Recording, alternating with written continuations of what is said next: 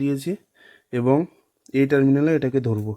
তো দেখুন ধরার সাথে সাথেই কিন্তু কেমন একদম লাল গ্লো হয়ে যাচ্ছে। তার মানে আমাদের যে ব্যাটারিটা কিন্তু পুরো হাই চার্জ হয়ে গেছে, পুরো হাই। এতে কিন্তু আর দেখার কিছু নেই। মাধ্যমেই আপনারা বুঝতে পারছেন এর কতটা অ্যাম্পিয়ার আছে। তো আমরা এটাকে ব্যাটারির সাথে অ্যাড করে নেব। নমস্কার বন্ধুরা, আপনাদের সকলকে স্বাগত জানাই আমার আরও একটি নতুন ভিডিওতে। আজ কিন্তু আমার কাছে চলে এসছে এরকম নিউ ভারত কোম্পানির একদম ব্র্যান্ড নিউ মডেলের দুটো ব্যাটারি।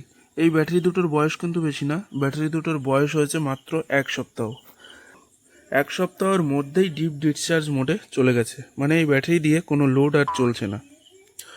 তো এই ব্যাটারি দিয়ে কেন লোড চলছে না, আর এই ব্যাটারির উপরে কিন্তু খুব বেশি লোড চলতো না, ব্যাটারির উপরে মাত্র দুটো করে এলইডি বাল্ব জ্বলতো।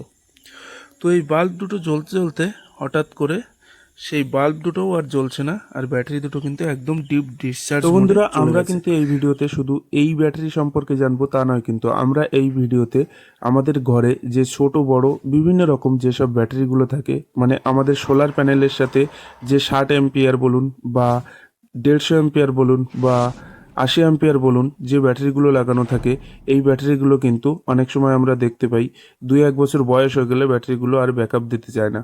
মানে আমাদের সোলারের সাথে কানেক্ট আছে, দুপুরের সময় ভালো রৌদ্র হয়েছে, কিন্তু রাতে আমরা দেখতে পাই যে সোলার ভালো ব্যাকআপ দিচ্ছে না। তো এটা কেন হয় সেটাও কিন্তু আমরা এই ভিডিওতে জানবো। এবং আমাদের যাদের বাড়িতে ছোট বড় ইনভার্টার আছে, ইনভার্টারের সাথে যে ব্যাটারিগুলো কানেক্ট করা আছে, ধরুন দেখা যাচ্ছে যে সারাদিন 7 ঘন্টা 8 ঘন্টা কারেন্ট থাকলো, ব্যাটারি কিন্তু খুব তাড়াতাড়ি চার্জ হয়ে যাচ্ছে, এবং ব্যাটারি আবার যখন কারেন্ট চলে যাচ্ছে তখন কিন্তু আমরা দেখতে পাচ্ছি খুব ভালো ব্যাকআপ আমরা পাচ্ছি না। 10 মিনিট কি 20 মিনিট ব্যাকআপ পাচ্ছি, তারপরে আমাদের ইনভার্টার লো সিগন্যাল মেরে দিচ্ছে। তো এইগুলো কেন হয় সেটাও কিন্তু আমরা এই ভিডিওটা অবশ্যই লাস্ট পর্যন্ত দেখতে থাকুন। অবশ্যই নতুন কিছু জানতে পারবেন, নতুন কিছু শিখতে পারবেন, এবং আপনাদের সমস্যার সমাধান আপনারা নিজেরাই ঘরে বসে করতে পারবেন। তো চলুন দেখে নিই। তো বন্ধুরা, এখানে কিন্তু আমি যে কোনো একটা ব্যাটারি নিয়ে আপনাদেরকে দেখাবো যে এই ব্যাটারিতে কী প্রবলেম হয়েছে এবং এর থেকে আমরা কি করে সমাধান পেতে পারি। তো চলুন দেখে নিই। তো বন্ধুরা, সর্বপ্রথম আমরা যেটা করব, আমরা এখানে একটা মাল্টিমিটার নিয়ে নেব। আর যাদের কাছে মাল্টিমিটার না থাকবে তাদের জন্য আমার কাছে একটা টিপস আছে। সবার জন্য সব রকম টিপস আছে, অবশ্যই ভিডিওটি লাস্ট পর্যন্ত দেখবেন। অবশ্যই নতুন কিছু জানতে পারবেন এবং নতুন কিছু শিখতে পারবেন। তো চলুন শুরু করা যাক। এখানে কিন্তু আমরা একটা মাল্টিমিটার এখানে নিয়ে নিয়েছি।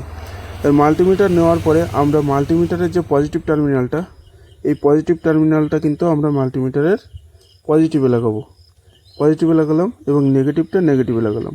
তো এখানে ভোল্টেজ যেটা শো করছে আমাদের এখানে 10 ভোল্ট থেকে 11 ভোল্ট মতো এখানে শো করছে, ঠিক আছে। তো এখানে কিন্তু আমাদের 11 ভোল্ট শো করছে, তার মানে কি ব্যাটারিটাতে কিন্তু চার্জ আছে, আমরা দেখতে পাচ্ছি ব্যাটারিটা কিন্তু ভালোই।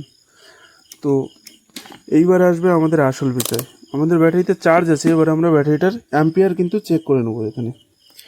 তো আমরা ব্যাটারির অ্যাম্পিয়ার চেক করার জন্য এখানে ছোট একটা তার নিয়ে নেবো, ওয়্যার। তো বন্ধুরা, আমরা এখানে ব্যাটারির অ্যাম্পিয়ার চেক করার জন্য এরকম ছোট একটা ওয়্যার নিয়ে নিয়েছি। তো এখানে ব্যাটারির নেগেটিভ টার্মিনালে একটা ওয়্যার ধরবো এবং পজিটিভে একটা ওয়্যার দিয়ে এরকম স্পার্ক করব। তো দেখুন বন্ধুরা, আমি কিন্তু এখানে টার্মিনালে স্পার্ক করছি, কিন্তু এর কোনো স্পার্ক রেট কিন্তু নেই। আমি এরকম হাত দিয়ে চেপে ধরে রেখেছি, তাও কিন্তু এর কোনো স্পার্ক কোনো রেসপন্স নেই। এটাই হলো আসল বিষয়। যে তাহলে এই ব্যাটারিটা কিন্তু এখানেই দেখা যাচ্ছে এর কিন্তু কোনো অ্যাম্পিয়ার নেই এর ভিতরে। এর কিন্তু অ্যাম্পিয়ারের সমস্যা, এর ভিতরে ভোল্টেজ কিন্তু আছে কিন্তু অ্যাম্পিয়ার নেই। ঠিক এই প্রবলেমটাই কিন্তু আপনাদের যে বাড়িতে ইনভার্টারের ব্যাটারি আছে এবং সোলারের যে ব্যাটারি আছে, ব্যাকআপ দিচ্ছে না, আপনাদের যে কমপ্লেন আমি বারবার কমেন্টে দেখি যে আপনাদের ব্যাটারিগুলো ব্যাকআপ দিচ্ছে না। তো ব্যাকআপ না দেওয়ার কারণ কিন্তু মূল এটাই, যে ব্যাটারিতে যখন ইনভার্টারটা আপনারা কানেকশন থাকছে, যখন কারেন্ট আপনাদের ওখানে আছে, ধরুন দেখা যাচ্ছে 10 ঘন্টা কি 8 ঘন্টা কারেন্ট থাকছে, 1 ঘন্টার জন্য কি 10 মিনিটের জন্য কারেন্ট যাচ্ছে, তখন কিন্তু আপনারা ইনভার্টারে ব্যাকআপ পাচ্ছে না। ঠিক আপনাদের ইনভার্টারে হয় 20 মিনিট ব্যাকআপ দিচ্ছে, না 40 মিনিট ব্যাকআপ দিচ্ছে, না ব্যাকআপ দিচ্ছে না, মাঝে মাঝে একবারে লো হয়ে যাচ্ছে, 2-4 মিনিট চলে। তো এর কিন্তু মূল কারণ, মূল ফান্ডাটা কিন্তু এটাই।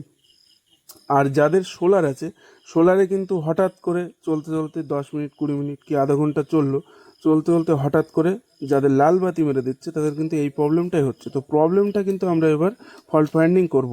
আসল ব্যাপারটা সেটা হলো, জানতে গেলে আমাদের প্রথমে এই যে ব্যাটারির টার্মিনালগুলো আছে, যে মুখগুলো যেখান থেকে আমরা ওয়াটার ফিল করি, এগুলো কিন্তু আমরা প্রথমে খুলে নেব।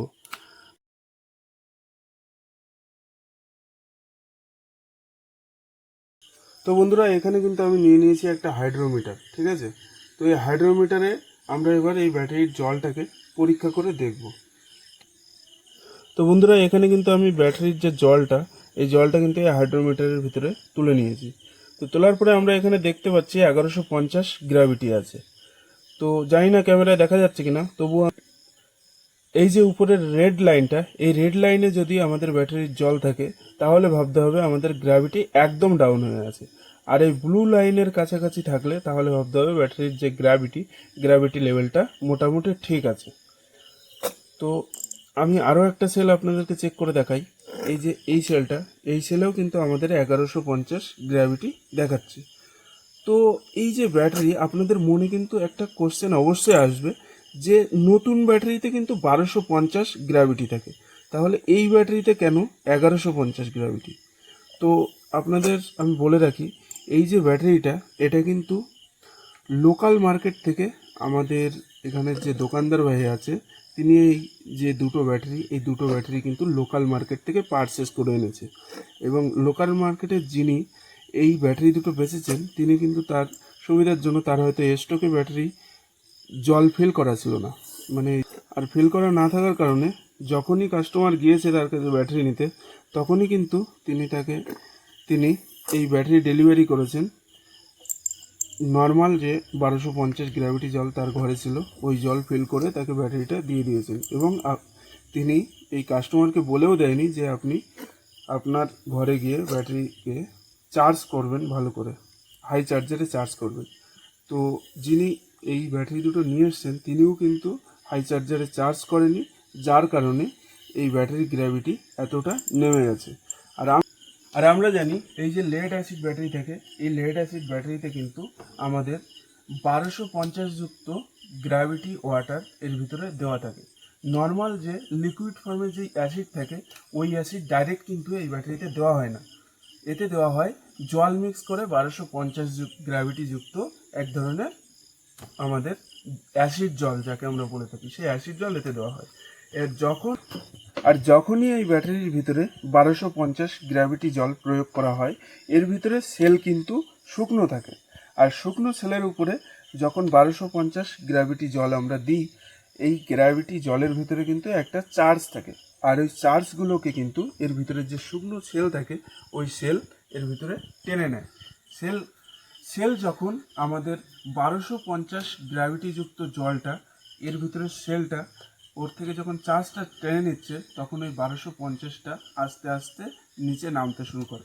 তো এর ক্ষেত্রে ওই যে 1250 গ্র্যাভিটিযুক্ত জল, ওটা কিন্তু নেমে হয়ে গেছে 1150। তো এখন যখনই আমরা এই ব্যাটারিটিকে হাই চার্জারে চার্জ করব, তখনই কিন্তু এই ব্যাটারিটা ঠিক হয়ে যাবে। তো এই ব্যাটারিতে কিন্তু খুব বেশি প্রবলেম হয়নি, সীমিত একটা প্রবলেম। তো যে কথা বলছিলাম, এই যে এই ব্যাটারিটা কিন্তু আমরা এবার হাই চার্জারে চার্জ করব। চার্জ করার পরেই কিন্তু এই ব্যাটারিটা একদম নতুন অবস্থায় যেমন কাজ করা চাই একটা ব্যাটারি, সেরকমই কাজ করবে। তো চলুন ব্যাটারিটিকে আমরা আমাদের হাই চার্জারে চার্জ করি। আর যাদের কাছে আমার মতো এরকম হাই চার্জার নেই, আপনারা কিন্তু আপনাদের যে সোলার প্যানেল আছে, সোলার প্যানেলটাকে কোনো রকম কন্ট্রোলার ছাড়া আপনাদের যে ব্যাটারি, এই ব্যাটারির নেগেটিভে নেগেটিভ এবং পজিটিভে পজিটিভ অ্যাড করে দেবেন। দিয়ে পুরো ডাইরেক্ট 2 থেকে 3 দিন ওভাবে বসিয়ে রাখবেন, কোনো রকম লোড চালাবেন না। দেখবেন 2 থেকে 3 দিন পরে আপনাদের ব্যাটারি পুনরায় আবার উজ্জীবিত হয়ে উঠেছে, পুনরায় আবার আগের মতো একদম ভালো ব্যাকআপ দিচ্ছে। তো চলুন আমাদের এই ব্যাটারিটাকে আমরা হাই চার্জারে চার্জ করে নিই।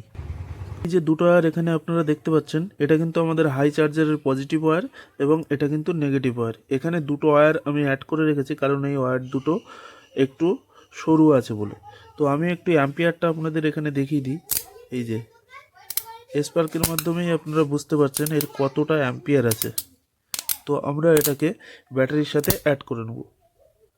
তো আমি নেগেটিভ অ্যাড করে দিচ্ছি। এবং পজিটিভে পজিটিভ অ্যাড করে দিচ্ছি।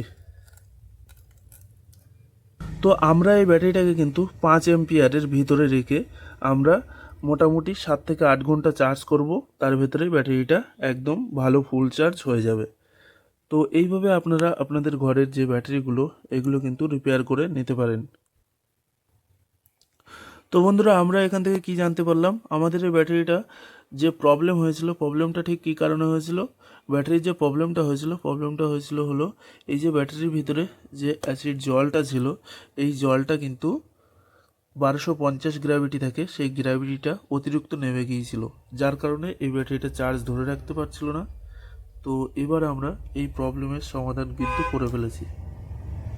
তো বন্ধুরা, আপনাদের ঘরে যে সোলারের ব্যাটারিগুলো আছে বা ইনভার্টারের যে ব্যাটারিগুলো আছে সেগুলোও কিন্তু ঠিক এই একই কারণে ব্যাকআপ দেওয়া বন্ধ করে দিচ্ছে আস্তে আস্তে। ওদের অ্যাসিডের গ্র্যাভিটি লেভেলও কিন্তু আস্তে আস্তে নেমে যাচ্ছে।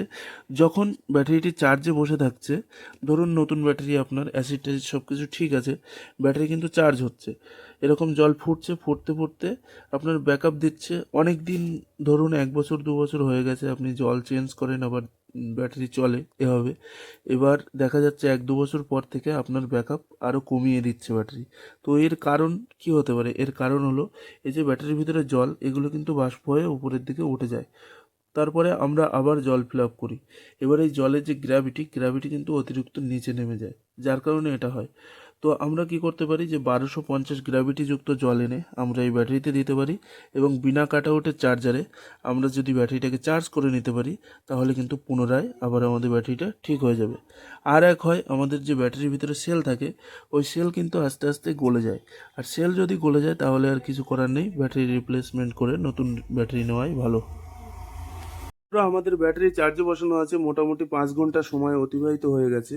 তো এবার আমরা ব্যাটারিটিকে দেখে নেব যে ব্যাটারির ভিতরে জল ঠিক কেমন ফুটছে। তো আমরা এবার ব্যাটারির কাছে চলে এসেছি, এবার আমরা ভালোভাবে দেখে নেব ব্যাটারির ভিতরে জল ঠিক কেমন ফুটছে। তো আপনারা দেখতে পাচ্ছেন মোটামুটি সব সেল কিন্তু একই সঙ্গে একই রকম ফুটছে, কোনোটা বেশি কোনোটা কম এমন কিন্তু নয়, সব সেল, প্রত্যেকটা সেল একই রকম করে কিন্তু ফুটছে। আর ব্যাটারির চার্জিং রেটিং কিন্তু 5 এম্পিয়ারে আমরা রেখেছিলাম। তো আপনাদের যে ব্যাটারিগুলো, ব্যাটারির সাইজ অনুযায়ী, ব্যাটারি অ্যাম্পিয়ার অনুযায়ী ভ্যারি করে। ব্যাটারির অ্যাম্পিয়ার যত বেশি হবে তত কিন্তু ব্যাটারির মানে চার্জিং কারেন্ট রেটটা, মানে অ্যাম্পিয়ার রেট অনেকটা বাড়াতে হবে, তাহলে কিন্তু এরকম ফুটবে। আর আপনাদের যে ব্যাটারি, সেই ব্যাটারি যদি অল্প কারেন্ট রেটে, মানে অল্প এম্পিয়ারে খুব তাড়াতাড়ি এরকম ফুটতে শুরু করে দেয়, তাহলে কিন্তু ব্যাটারির সেল আস্তে আস্তে ড্যামেজের দিকে যাচ্ছে, এটা আমাদের ভেবে নিতে হবে।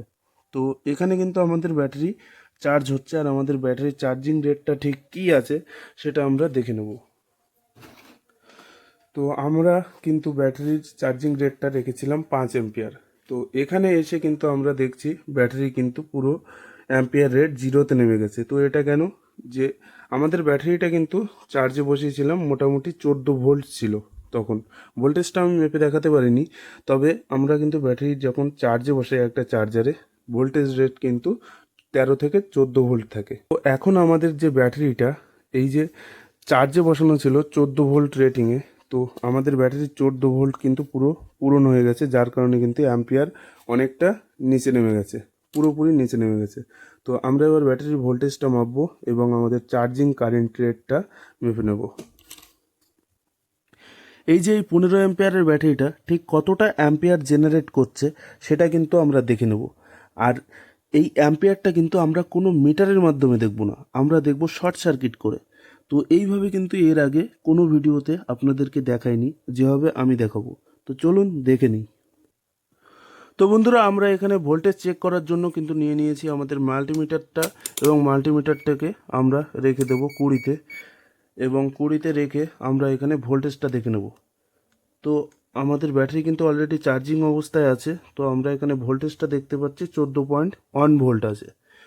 তো আমরা এবার ব্যাটারি যে চার্জে বসানো আছে এই তার কিন্তু টার্মিনাল থেকে ডিসকানেক্ট করে দেবো। তো তো ডিসকানেক্ট করে দেওয়ার পর আমরা এখানে ভোল্টেজটা দেখতে পাচ্ছি 13.72, মানে 14 ভোল্টের কাছাকাছি আছে। কিন্তু এখানে শুধু ভোল্টেজ মেপেই ছেড়ে দেবো না, আমরা এখানে ব্যাটারির যে অ্যাম্পিয়ার রেটিং, এই অ্যাম্পিয়ার রেটিংটাও চেক করে দেখব। তো এটা কিন্তু কোনো মিটারের মাধ্যমে আমরা চেক করব না, এটা চেক করব শর্ট সার্কিটের মাধ্যমে। আর এটা কিন্তু এর আগে অন্য কেউ করে দেখায়নি আপনাদেরকে। তো এখানে নতুন নতুন ইন্টারেস্টিং বিষয় আপনাদেরকে দেখানো হয়। তো অবশ্যই আপনারা চ্যানেলটিকে সাবস্ক্রাইব করে রাখবেন এবং পরবর্তীতে এরকম ধরনের ভিডিও আমি আরও আপনাদের সামনে নিয়ে আসব। তো চলুন দেখে নিই। তো অ্যাম্পিয়ার দেখার জন্য আমি এখানে নিয়ে নিয়েছি এরকম একটা কার্বন। এটা কিন্তু থাকে আমাদের যে ছোট ছোট পেন্সিল ব্যাটারিগুলো হয়, যেগুলো ঘড়ির ব্যাটারি বা রিমোটের ব্যাটারি বলে থাকি, তার ভিতরে থাকে এটা।